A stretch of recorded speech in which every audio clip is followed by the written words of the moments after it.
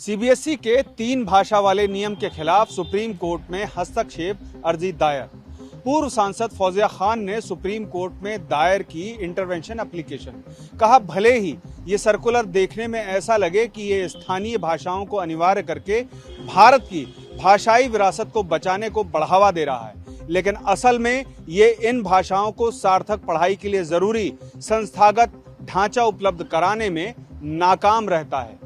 ये नीति छात्रों पर केवल औपचारिक अनुपालन का बोझ डालती है, जबकि उन भाषाओं से जुड़ी वास्तविक विरासत और विद्वतापूर्ण परंपराएं लगातार कमजोर होती जा रही हैं। सीबीएसई ने इस साल 1 जुलाई से 9वीं छात्र के छात्रों के लिए तीसरी भाषा को अनिवार्य किया था।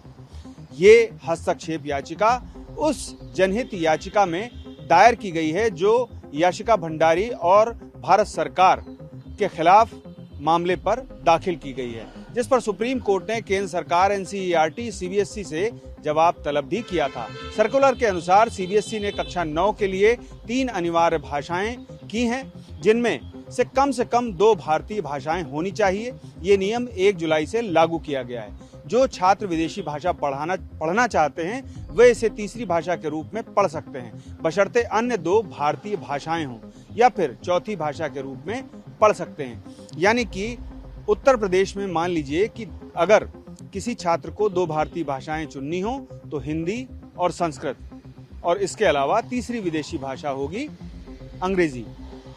जबकि पहले 2 विदेशी भाषाएं यानी कि फ्रेंच और इंग्लिश, और इसके अलावा हिंदी जो कोर्स में इंक्लूडेड थी पहले से, वो बच्चे पढ़ते थे। तो ये स्थितियां थी, और इस बार जो सीबीएसई ने सर्कुलर जारी किया उसमें ये स्पष्ट कर दिया गया कि 2 भारतीय भाषाएं और 1 विदेशी भाषा ही चुनी जा सकती है छात्रों के द्वारा।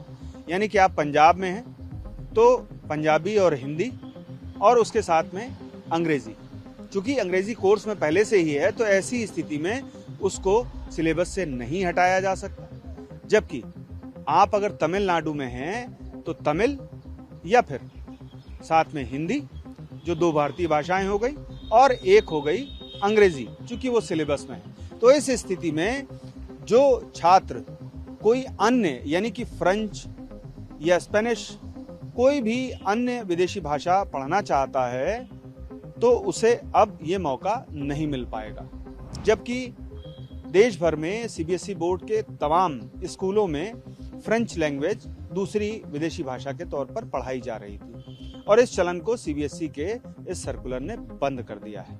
हालांकि सुप्रीम कोर्ट इस मामले में नोटिस जारी कर चुका है।